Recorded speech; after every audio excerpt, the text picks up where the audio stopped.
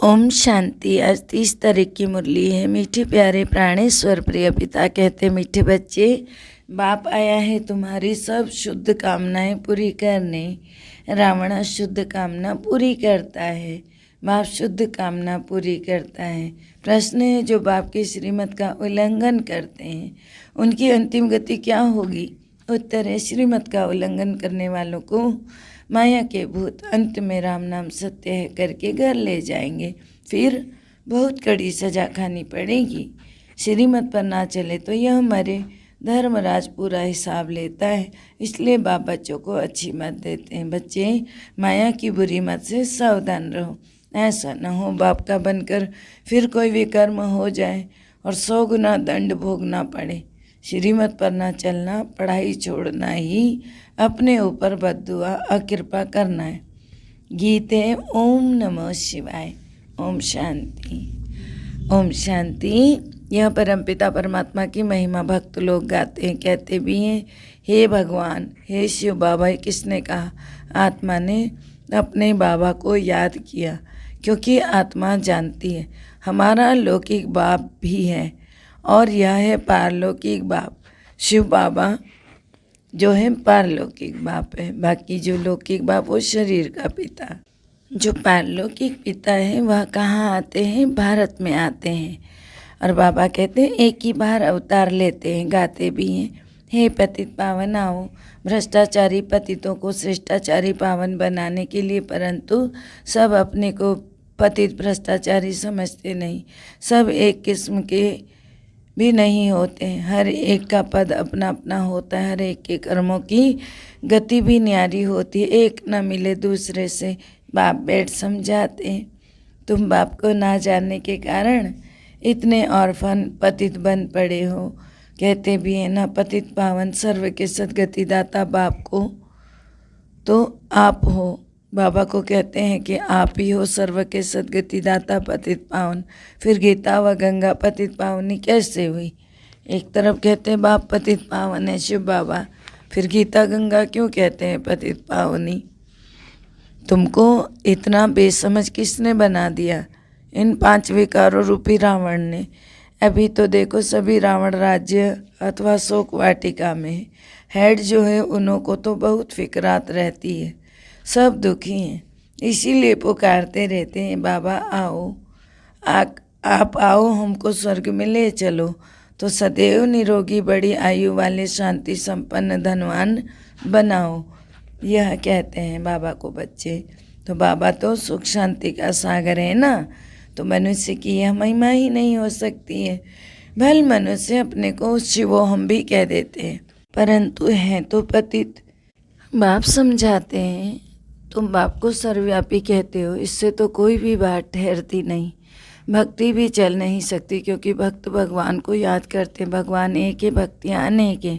जब सब मुझ भगवान को पत्थर ठिक्कर में ठोक करके खुद भी पत्थर बुद्धि बन जाते, तब मुझे आना पड़ता है। पर प्रजापिता ब्रह्मा द्वारा पावन दुनिया की स्थापना कराते हैं। प्रजापिता ब्रह्मा के एडॉप्टेड बच्चे कितने ढेर हैं, अभी भी वृद्धि को पाते जाएंगे। जो ब्राह्मण बनेंगे वही फिर देवता भी बनेंगे। पहले तुम शूद्र थे, फिर ब्रह्मा मुख वंशावली ब्राह्मण बने, फिर देवता क्षत्रिय बनेंगे। यह चक्र फिरता रहता है, यह बाप ही समझाते हैं। यह मनुष्य सृष्टि है, सूक्ष्म वतन में है फरिश्ते, वहाँ कोई झाड़ नहीं है।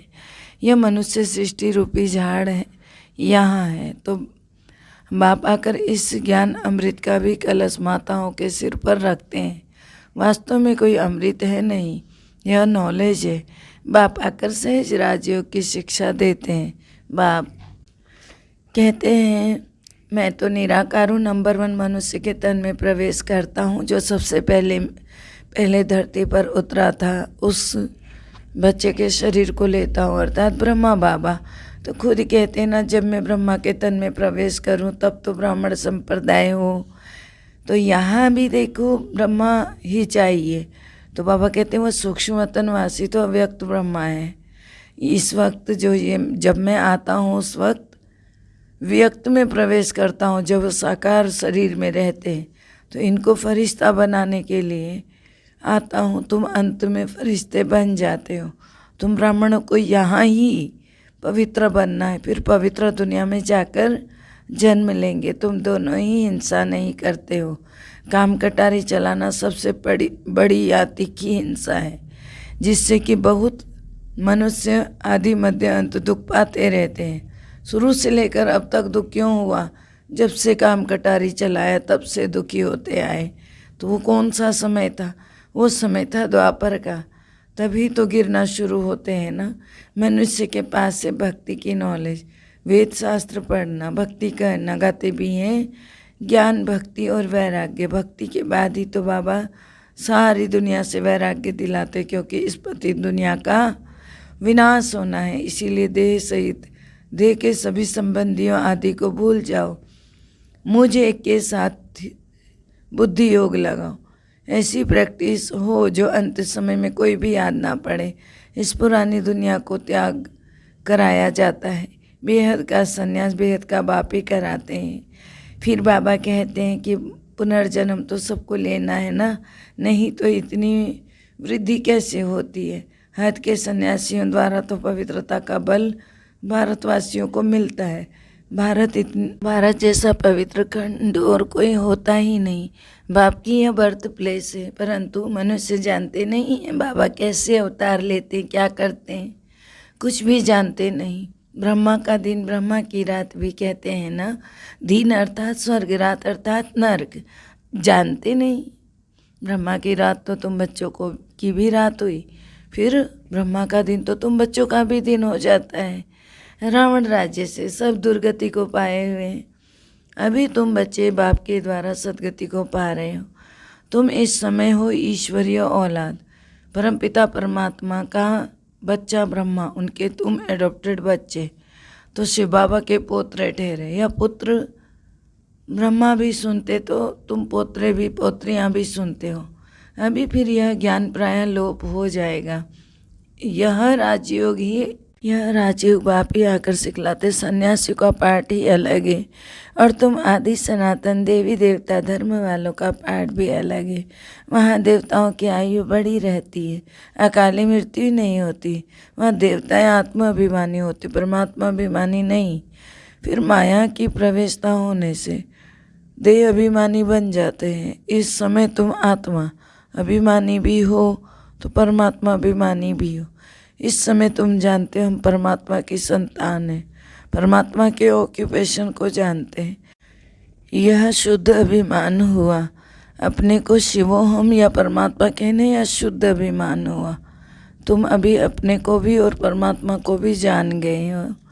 तो परमात्मा द्वारा तुम जानते हो कि परमपिता परमात्मा कल्प कल्प आते। भक्ति मार्ग में भी अल्पकाल का सुख कह देते, बाकी वह चित्र तो जड़ है। तुम जिस मनोकामना से पूजा आदि करते हो, मैं तुम्हारी सब शुद्ध कामनाएं पूरी करता हूँ। अशुद्ध कामना तो रावण पूरी करता है। बहुत रिद्धि सिद्धि आदि सीखते हैं, वह है रावण की मत। मैं हूँ ही सुखदाता, मैं किसको दुख नहीं देता हूँ। कहते हैं ना, दुख सुख तो ईश्वर ही देते हैं। तो यह भी तो मेरे ऊपर कलंक लगाते हैं ना। अगर ऐसा है तो बुलाते ही क्यों हैं? परमपिता परमात्मा रहम करो, क्षमा करो, जानते धर्मराज के द्वारा दंड खिलाएंगे। बाप समझाते हैं, बच्चे भक्ति मार्ग के इन शास्त्रों आदि में कोई सार नहीं। अभी तुमको भक्ति अच्छी नहीं लगती है, ऐसे भी नहीं कहते हो कि भगवान आत्मा दिल अंदर याद करती है बस। फिर बाबा ने कहा कि यह है अजप अजाप। तो आत्माओं से तो निराकर बाप बात करते हैं, आत्मा सुनती है। अगर कहे कि सर्वव्यापी है तो फिर तो सब परमात्मा हो गए ना। बाबा कहते हैं कितने पत्थर बुद्धि बन गए। मनुष्य को तो बड़ा डर रहता है, कहाँ बद्दुआ ना दे दे, तो इस बात का डर रहता है मनुष्यों को। सुख दाता है ना, बद्दुआ अथवा अकृपा तो बाप बच्चों के ऊपर करते ही नहीं है। बच्चे श्रीमत पर नहीं चलते, पढ़ते नहीं, तो अकृपा अपने ऊपर ही करते हैं।